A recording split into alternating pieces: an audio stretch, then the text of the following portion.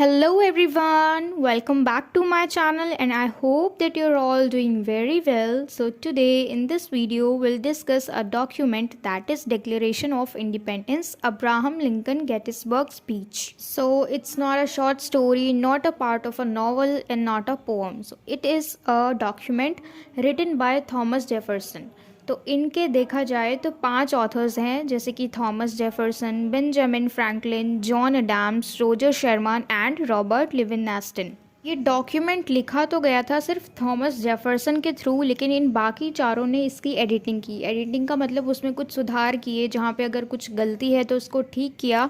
तो इसलिए ये पांचों जो हैं इस डॉक्यूमेंट के हम कह सकते हैं कि ये ऑथर्स है और इन्होंने ही हेल्प की इस डॉक्यूमेंट को कॉन्टिनेंटल कांग्रेस के आगे रिप्रेजेंट करने में। Declaration of independence it was originally published on 4th of July इन 1776। तो ये पब्लिश कब हुई थी? 4 जुलाई को 1776 में। स्वतंत्रता की घोषणा यानी डिक्लेरेशन ऑफ इंडिपेंडेंस संयुक्त राज्य अमेरिका यानी यूनाइटेड स्टेट अमेरिका का संस्थापक दस्तावेज़, यानी ये जो डॉक्यूमेंट है जो कि 4 जुलाई 1776 को महाद्वीपीय कांग्रेस द्वारा यानी कॉन्टिनेंटल कांग्रेस द्वारा अप्रूव की गई थी। ठीक है, ये जो डॉक्यूमेंट है इस डॉक्यूमेंट को 4 जुलाई 1776 को अप्रूव किया था कांग्रेस ने और उत्तरी अमेरिकी ब्रिटिश उपनिवेशों को ग्रेट ब्रिटेन से अलग करने की घोषणा की गई थी। यानी जब इस डॉक्यूमेंट को अप्रूव किया गया था कॉन्टिनेंटल कांग्रेस के थ्रू, उस वक्त उसमें क्या घोषणा की थी, उसमें क्या अनाउंसमेंट हुई थी कि जो भी अमेरिकी नॉर्थ अमेरिकन्स हैं उन सबको अब अलग कर दिया जाए। अलग का मतलब यानी आज़ादी दे दी जाए, क्योंकि 13 कंट्रीज़ जो थे ये इनके अंडर थे, ब्रिटिशर्स के अंडर थे। ये लोग उन पर हुक्म चलाते थे, एक तरीके से हम कह सकते हैं स्लेवरी। ठीक है, तो उनके ऊपर यही सब किया जाता था। तो इसी डॉक्यूमेंट की वजह से ये चीज़ पॉसिबल हो पाए कि वो जो भी नॉर्थ अमेरिकन्स थे वो लोग आज़ाद हो गए। ठीक है, फ्रीडम मिल गई उनको। और इसी डॉक्यूमेंट के थ्रू बताया गया कि क्यों कांग्रेस ने 2 जुलाई को सर्वसम्मति से 12 उपनिवेशों के वोटों से, जिसमें न्यूयॉर्क अनुपस्थित था, ठीक है, तो यह संकल्प लिया कि ये संयुक्त उपनिवेश है। उपनिवेश का मतलब कोई ऐसा देश जिसके ऊपर किसी और देश के लोगों ने कब्ज़ा कर लिया, यानी बाहर के लोग वहाँ पे आके रहने लगे। फॉर एग्ज़ाम्पल हमारे देश में, इंडिया में ब्रिटिशर्स आ गए थे, हम पे कब्ज़ा कर लिया था। तो इसी तरीके से 12 ऐसे देश जिनके ऊपर किसी और देश का कब्ज़ा है, कोई और देश उनको अपने तरीके से चला रहे। तो इस तरीके से 2 जुलाई को जो भी कांग्रेस के लोग थे उन्होंने 12 उपनिवेशों के वोट को, यानी 12 देश ऐसे जिनके ऊपर किसी और का कब्ज़ा है और जिसमें न्यूयॉर्क जो था वो नहीं था, वो एब्सेंट था। ठीक है, तो उन सब ने ये विचार किया कि इन सारे देशों को, ये जो उपनिवेश हैं, उन्हें स्वतंत्र राज्य होना चाहिए, यानी उनके ऊपर किसी और का कब्ज़ा नहीं होना चाहिए। तो अभी अभी हमने जाना कि डिक्लेरेशन ऑफ इंडिपेंडेंस इसको थॉमस जेफरसन ने रिप्रेजेंट किया था। ठीक है, अब लेकिन ये कौन है? तो ये founding father of United America थे। ठीक है, और ये वहाँ के प्रेसिडेंट भी थे। और पास्ट में अमेरिका के जो 13 स्टेट्स हैं वो ब्रिटिश के पास थे, मतलब ब्रिटिशर्स ने उनके ऊपर अपना रूल कर रखा था, उनके ऊपर कब्ज़ा कर रखा था, अपने ही तरीके से उनको चलाते थे। तो थॉमस जेफरसन का यहाँ पे इतना बड़ा रोल है कि इन्होंने उन सारे जो 13 स्टेट्स थे उनको आज़ादी दिलाई। ठीक है, किस चीज़ के थ्रू? अपने इस डॉक्यूमेंट के थ्रू, यानी डिक्लेरेशन ऑफ इंडिपेंडेंस के थ्रू। तो थॉमस जेफरसन ने इस डॉक्यूमेंट को यानी डिक्लेरेशन ऑफ इंडिपेंडेंस को रिप्रेजेंट किया किनके सामने? तो कॉन्टिनेंटल कांग्रेस के सामने। ठीक है, और ये कब हुआ? 4 जुलाई 1776 को। तो ये जो डॉक्यूमेंट हम पढ़ रहे हैं ये यूएस का हिस्ट्री है, यानी इतिहास में जो चीज़ हुई, ठीक है, अमेरिका में जो भी इतिहास में चीज़ें थी उसको हम एक बार पढ़ेंगे और उसका सॉल्यूशन किस तरीके से निकाला, तो इस डॉक्यूमेंट के थ्रू। क्योंकि जो अमेरिका के 13 स्टेट्स थे वो ब्रिटिशर्स के अंडर थे। ठीक है, उन्होंने इन 13 स्टेट्स को एक तरीके से हम कह सकते हैं स्लेव बना रखा था, अपने तरीके से चलाते थे। तो इनको आज़ादी दिलाई गई इस डॉक्यूमेंट के थ्रू, इनको रिप्रेजेंट किया गया कॉन्टिनेंटल कांग्रेस से और उन्होंने फिर इसको अप्रूव किया 4th of July को। तो इस तरीके से हम पढ़ने वाले हैं कि ये जो डॉक्यूमेंट है इसके अंदर क्या चीज़ें हैं। ठीक है, ऐसी क्या क्या बातें हैं जिनके थ्रू, जिनकी हेल्प से इन 13 स्टेट्स को आज़ादी मिली, उनको फ्रीडम मिला। तो ये डॉक्यूमेंट जो हम पढ़ने वाले हैं इसके अंदर मेन चीज़ क्या है, किस चीज़ पे जोर दिया गया है?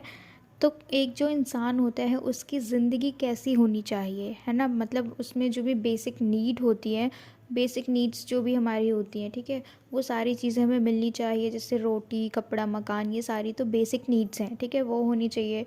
दूसरा हैप्पीनेस की हमें खुशी होनी चाहिए, हमारे पास जो भी चीज़ें हैं, मतलब एक तरीके से जो होती है ना सेटिस्फैक्शन वाली खुशी, वो होनी चाहिए। और इसके अलावा जो मेन चीज़ है वो है लिबर्टी, यानी स्वतंत्रता, कि एक इंसान जब स्वतंत्र होता है तभी वो सही मायने में खुश रहता है और सही तरीके से अपनी ज़िंदगी जी पाता है। तो आज़ादी, ये जो शब्द है ये किस लिए यूज़ हो रहा है इस डॉक्यूमेंट में, क्योंकि जो अमेरिका के 13 स्टेट्स हैं वो सारे अभी बंधे हुए हैं एक तरीके से, क्योंकि उनके ऊपर अभी ब्रिटिशर्स का कब्जा है, ठीक है। तो ये हमारा मेन होगा लिबर्टी, यानी आज़ादी। तो आगे चलते हैं, हम देखते हैं इसकी पूरी समरी को। The basic aim of the declaration was to defend the actions of the colonists as well as to encourage other nations to come forward and help the colonies. The hazardous revolutionary acts were justified as well as encouraged as it provided the masses with an alternative political vision. तो इसका ये कहने का मतलब है कि घोषणा का जो मूल उद्देश्य है, ठीक है, घोषणा का जो पर्पस था, जो अनाउंसमेंट हो रही है, इस डिक्लेरेशन का जो मेन पर्पस है वो क्या है कि उपनिवेशवादियों के कार्यों को, जो भी उनके काम हो रहे हैं, जिन लोगों ने कब्जा किया हुआ है, उन 13 स्टेट्स के ऊपर जो भी काम कर रहे हैं उनके एक्शंस को रोकना, उनको बचाव करना, ठीक है। और साथ ही साथ अन्य राष्ट्रों को, बाकी जो अदर नेशंस हैं उनको भी उत्साहित करना, उनको भी इनकरेज करना कि वो भी इस काम में उनकी मदद करें, यानी उपनिवेशों की मदद करें। और जो हज़ार्डस रिवॉल्यूशनरी है, यानी खतरनाक जो क्रांतिकारी हैं, जो भी कृत्य हैं, उनको उचित ठहराया गया, उनको सही ठहराया गया और साथ ही साथ साहस भी दिया गया, क्योंकि इससे जनता को एक वैकल्पिक राजनीतिक दृष्टि प्रदान की, ठीक है, जो दूसरा पॉलिटिकल विजन था इसके थ्रू उनको मिला। जो भी हज़ार्डस रिवॉल्यूशनरी थे, उनके अगेंस्ट जो भी ब्रिटिशर्स थे, उनको इन्होंने प्रोत्साहित किया, ठीक है। इस डॉक्यूमेंट में जो भी बातें लिखे गई उन बातों के थ्रू उनको प्रोत्साहित किया गया और बाकी अदर नेशंस को भी इनकरेज किया कि वो लोग इनकी हेल्प करें। The declaration is based on the premise that tyranny of any sort will always end in resistance. It shows the revolutionized masses with the spirit to fight against the tyranny of George III. तो ये जो declaration है ये इस base पे आधारित किया गया है कि कोई भी अत्याचार, किसी भी प्रकार की टायरनी अगर हुई तो उसका प्रतिरोध हमेशा समाप्त होगा, है ना, उसका प्रतिरोध हमेशा ही समाप्त होगा जब भी किसी भी प्रकार का अत्याचार उनके ऊपर होगा। तो ये जो क्रांतिकारी जनता में जॉर्ज 3 थे, यानी जॉर्ज 3 जो हैं वो अमेरिका के सम्राट थे, है ना, मोनार्क थे, तो उन्होंने बहुत ही ज़्यादा अत्याचार किया था अपने टाइम में सारे लोगों के ऊपर, मासेस के ऊपर, जो भी जनता थी वहाँ पे उनके ऊपर उन्होंने बहुत ही ज़्यादा अत्याचार किया था। तो ये जो डॉक्यूमेंट है उनके अत्याचार के खिलाफ लड़ने की भावना को दर्शाता है, ठीक है। मोस्टली ये उनके ऊपर ही, उन्हीं की सारी चीज़ों को शो कर रहा है ये डॉक्यूमेंट, यानी Declaration of Independence. The main body of the declaration consists of the allegations against the tyrannical ruler for his unjust ways. The pronoun he has been used to put 27 allegations on the cruel ruler. He was charged of being unjust to the people, enforcing laws in favor of imperial powers without the consent of the colonists. अब ये जो declaration है इसका main part क्या है, इसका main मुद्दा यही है कि जो भी अत्याचारी शासक थे ना, जो भी मोनार्क थे, जो बहुत अत्याचार करते थे लोगों के ऊपर, उनके खिलाफ उनके जो भी अन्यायपूर्ण तरीके थे उनके ऊपर आरोप लगाए गए हैं, उनके ऊपर एलिगेशंस लगाए गए हैं। यानी जो हमारा डॉक्यूमेंट है इसका मेन पार्ट यही है कि उनके ऊपर एलिगेशंस लगाए गए हैं। और यहाँ पे जो प्रोनाउन यूज़ किया गया है ही, यानी उस सर्वनाम का प्रयोग क्रूर शासक, ठीक है, जो कि क्रूअल रूलर थे ना, उनके ऊपर 27 एलिगेशंस लगाए गए हैं, तो इसलिए उस यहाँ पे जो प्रोनाउन है ना ही, उनके लिए ही यूज़ किया गया है, जिनके ऊपर ये लोग इल्ज़ाम लगाना चाह रहे हैं, ठीक है, जिन्होंने बहुत ज़्यादा अत्याचार किए हैं, उस मेन इंसान को दिखाने के लिए इन्होंने इस प्रोनाउन को यूज़ किया है ही। तो उन पर लोगों के साथ अन्याय करने और उपनिवेशवादियों की सहमति के बिना, यानी कोई हाँ नहीं करता था, कोई अग्री नहीं होता था, पर फिर भी वो अपनी शाही शक्तियों के बल पे उनके ऊपर अत्याचार करते थे। यानी क्योंकि देखो उनके पास पावर्स थे, इम्पेरियल पावर्स, यानी शाही शक्तियाँ जो थी उनके पास थी, तो वो कुछ भी कर लेते थे, यानी वो उसका गलत इस्तेमाल करके लोगों को परेशान करते थे। तो इसलिए बिना शाही शक्तियों के पक्ष में नुकसान पहुंचाने का आरोप लगाया गया था उनके ऊपर, ठीक है, जो भी मोनार्क थे। तो मेन पार्ट इसमें यही है, इस डॉक्यूमेंट का जो मेन फोकस है ना, ये सारे एलिगेशंस लगाए गए हैं उनके ऊपर। He was blamed to have disrupted the day-to-day life of the populace by implementing unfair policies and acts such as confiscation of American ships, heavy taxes, unfair judicial system, etc. तो उनके ऊपर यानी George three जो थे उनके ऊपर बहुत ज़्यादा इल्ज़ाम लगाए गए, क्योंकि इन्होंने लोगों की रोज़मर्रा की ज़िंदगी को ख़राब कर रखा था। कैसे ये अनफेयर पॉलिसीज़ बना देते थे जिनसे कि उनको बहुत ज़्यादा दिक्कत होती थी, परेशानी होती थी, और ये बहुत ही ज़्यादा हैवी टैक्स यानी जो कर वसूली करते उसमें भी बहुत ज़्यादा टैक्स लेते थे, और जो भी जहाज़ थे उनको ज़ब्त कर लेते थे। मतलब हर तरीके से ये लोग कुछ ना कुछ ऐसा कर ही देते थे जिनसे लोगों को परेशानी होती थी उनकी रोज़ की ज़िंदगी में, रोज़मर्रा की ज़िंदगी में, ठीक है। तो ये सारे इल्ज़ाम जॉर्ज थ्री के ऊपर लगाए गए। It supports the revolution of the people because it was inevitable. The basic argument was based upon the origin of human beings. It argues that it is not the government that creates men, but vice versa. तो ये जो document है ये लोगों के revolution को, उनके प्रतिरोध को सपोर्ट करता है, क्योंकि ये इनएविटेबल यानी अटल है। क्योंकि अगर ये लोग कुछ क्रांति नहीं करेंगे, कुछ विरोध नहीं करेंगे, तो इनके साथ ये सारी चीज़ें, उनके साथ ये अत्याचार होते रहेंगे। तो ये जो डॉक्यूमेंट है उनको सपोर्ट करता है, उनके जो भी ये विरोध करते हैं उस चीज़ को ये डॉक्यूमेंट सपोर्ट करता है। और जो बेसिक आर्ग्यूमेंट है वो किस चीज़ के ऊपर है, वो सारी जो मनुष्य की उत्पत्ति हो रही है ना, ह्यूमन बींग्स के ऊपर ही है, ठीक है। मतलब देखा जाए तो यहाँ पे आर्ग्यूमेंट किस बात की चल रही है कि जो गवर्नमेंट है उन्होंने मनुष्य को नहीं बनाया, बल्कि मनुष्य ने गवर्नमेंट को बनाया, मनुष्य ने सरकार को बनाया है। तो ऐसा नहीं है कि अगर सरकार में जो रूल्स हैं वो चल रहे हैं, भले ही वो लोगों को पसंद है या नापसंद है, भले ही वो जनता को प्रिय लग रहे हैं या नहीं लग रहे हैं, पर उनके अंदर जो भी रूल्स हैं वो सारे, उन सारे रूल्स को सबकी सहमति के साथ चलाना चाहिए। ऐसा नहीं कि सरकार जो है वो सब कुछ करे जा रही है और जनता पसंद नहीं कर रही है। Men being the highest of all creations are created by God, and it is these men who created government in turn. Like every creation, the government also owes to its people. It has the obligation to work for the betterment of the masses and pay them back. The sacred human being needs to be happy and liberal, and the authorities need to ensure this happiness and liberty of the people. तो अब यहाँ पे जो main चीज़ हमें समझनी है वो ये है कि इंसान, जो मनुष्य है, वो सारे क्रिएचर्स जो हैं, जो भी जीव जंतु है, उसमें सबसे ऊंचे हैं, सबसे सर्वोच्च हैं। यानी इंसान ही ऐसे प्राणी हैं जो हर चीज़ कर सकते हैं, जिनके अंदर दिमाग है ना। क्योंकि बाकी सारे क्रिएचर्स ऐसा नहीं कर सकते कि वो स्कूल जाएं, पढ़ाई करें, उसके बाद अच्छे से इमारत बनाएं, बिल्डिंग्स बनाएं। ये सिर्फ हम ही कर सकते हैं। जीव जंतुओं में हाईएस्ट सिर्फ मनुष्य ही है, और हम ही मनुष्यों को किसने बनाया है? भगवान ने बनाया है। और हम वही मनुष्य हैं जिनको पहले भगवान ने बनाया और फिर अब मनुष्यों ने सरकार बनाया यानी गवर्नमेंट बनाया, ठीक है। तो अब हम क्या कर रहे हैं कि जो इंसान है वो बिल्कुल पवित्र रचना है भगवान की, तो इनको खुश रहना, आज़ाद रहना, ये इनका धर्म है, ठीक है। ये हमेशा खुश रहें, आज़ाद रहें।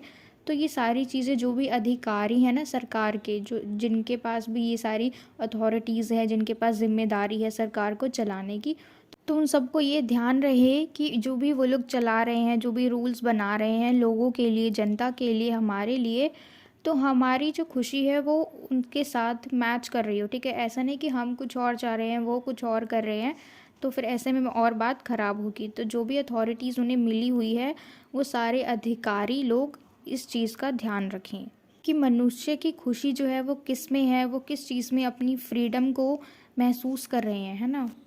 Created by God, human beings have every right and reason to alter the government if it does not allow them to practice their basic human rights. अब देखो यहाँ पे, क्योंकि क्रिएटेड बाय गॉड, क्योंकि भगवान ने हमें बनाया है, हम ह्यूमन बींग्स को, तो हमारे पास वो सारे अधिकार हैं, वो सारे रीजंस हैं कि हम गवर्नमेंट को चेंज करें। यानी अगर सरकार में कुछ ऐसे रूल्स हैं जो हमारे अनुकूल नहीं है, जैसा हम चाह रहे हैं वैसा नहीं है, और हम बहुत ज़्यादा अनकंफर्टेबल है, परेशान हो रहे हैं, वो सारी चीज़ें हम एक तरीके से बोझ समझ रहे हैं, सफ़र कर रहे हैं, तो उस चीज़ को हम ऑल्टर कर सकते हैं, ठीक है, उस चीज़ को हम चेंज कर सकते हैं। हमारे पास वो सारे अधिकार हैं, क्योंकि अगर हम उस चीज़ को चेंज नहीं कर रहे हैं, सफ़र करते जा रहे हैं, उसके साथ हम अपने बेसिक नीड्स को, बेसिक राइट्स को यूज़ नहीं कर पा रहे हैं, तो फिर क्या फ़ायदा उस गवर्नमेंट का, है ना। The anatomy phenomenon of life and creation has been used here in order to justify the seriousness and sanctity of the existence of human beings. Any sort of tyranny is thus intolerable because God is absolute and His creation is sacred. Thus, tyranny of any sort is bound to culminate in revolution. अब देखो, जो मनुष्य हैं यानी हम जो इंसान हैं, हमारी एग्जिस्टेंस की जो सीरियसनेस है और हम पवित्र हैं, तो उस चीज़ को उचित ठहराने के लिए यहाँ जीवन और सृष्टि का जो शारीरिक रचना है, यानी उसका जो बनावट है या फिर घटना है, उसका यूज़ किया गया है। क्योंकि ईश्वर जो है वो एब्सोल्यूट है, वो तो पूर्ण है, क्योंकि ईश्वर जो है वो तो है ही, और उनकी रचना पवित्र है। ईश्वर की रचना कौन है? हम हैं। ईश्वर रचयिता है यानी बनाने वाले, और उनकी रचना कौन? हम इंसान, है ना। तो इसलिए किसी भी प्रकार का जो भी अत्याचार हो रहा है वो बिल्कुल असहनीय है। उसको हम क्यों सहन करें? क्योंकि भगवान ने हमें बनाया, हम उनकी रचना है। तो अगर भगवान ने बनाया है तो उनकी बनाई कोई भी चीज़ हमेशा ही अच्छी होगी। और अगर हम बच्चे हैं उनके, हम उनकी रचना है ना, तो उन्होंने हमें बनाया है, तो हम पवित्र हैं, और हम किसी भी अत्याचार को क्यों सहे। तो जो भी अत्याचार है वो बिल्कुल असहनीय है, और ये जो अत्याचार हो रहे हैं इसका अंत भी ज़रूर होगा क्रांति के थ्रू, क्रांति के द्वारा, है ना, जो भी विरोध करेंगे उसके द्वारा। So the whole purpose of the government is to ensure basic rights of its masses. यानी जो भी गवर्नमेंट का पूरा उद्देश्य है वो क्या होना चाहिए? ये सुनिश्चित कर देना चाहिए कि जनता को उनके बेसिक जो भी मूल अधिकार होते हैं, जो होने ही चाहिए, जो बेसिक नीड्स होती हैं, वो उनको मिलने ही चाहिए। It is the right of the people to alter और abolish the government if it fails to do so. और ये सारे अधिकार लोगों के पास होने चाहिए, जनता के पास होने चाहिए, कि अगर कोई अधिकार वो लोग फॉलो कर रहे हैं लेकिन वो उचित नहीं है, अनुचित है, अनफेयर है, तो उस चीज़ को, उस अधिकार को ये तो या फिर ऑल्टर करे, या तो चेंज करे, और या तो ख़त्म कर दे। तो ये अधिकार जनता के पास होनी चाहिए।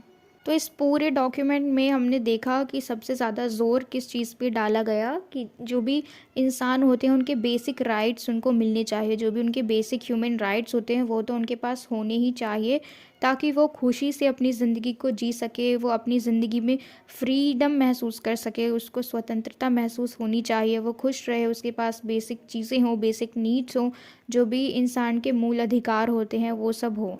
और उसके अलावा फिर हमने देखा कि किस तरह जो पुराने टाइम में अमेरिका में जो भी मोनार्क थे, जो भी सम्राट थे, उन्होंने किस तरीके से उनके ऊपर इतना ज़्यादा अत्याचार किया। तो इस डॉक्यूमेंट में ये सारी चीज़ें लिखी गई। किसने लिखी? थॉमस जेफरसन ने, और उनके अलावा 4 और ऑथर्स थे जिन्होंने इनकी हेल्प करी इसको अच्छे से लिखवाने में, इसकी एडिटिंग कराने में। अगर कहीं कुछ गलती है तो उसको उन्होंने ठीक किया। तो इन पांचों का योगदान रहा इस डॉक्यूमेंट में, और फिर इन्होंने इस डॉक्यूमेंट को कॉन्टिनेंटल कांग्रेस के पास रिप्रेजेंट किया, और वहाँ पे कॉन्टिनेंटल कांग्रेस ने इस डॉक्यूमेंट को 4 जुलाई 1776 को अप्रूव किया। और उसके बाद जो अमेरिका के 13 स्टेट्स थे उनको आज़ादी मिल गई ब्रिटिशर्स से। तो इस डॉक्यूमेंट को हमने अच्छे से रीड किया, अच्छे से समझा, एंड आई होप कि आपको ये सब कुछ क्लियर हो गया हो, आपको ये डॉक्यूमेंट अच्छे से समझ में आ गई हो कि इसमें क्या क्या बातें थी, किस बारे में हमने बात की। ये हमारा अमेरिका का हिस्ट्री था, ठीक है। तो मुझे पूरी उम्मीद है कि आपको अच्छे से समझ में आ गया हो, and if so then please let me know in the comment box if you like this video, if you've understood this document, and share it with your friends as well so that they can get help from it.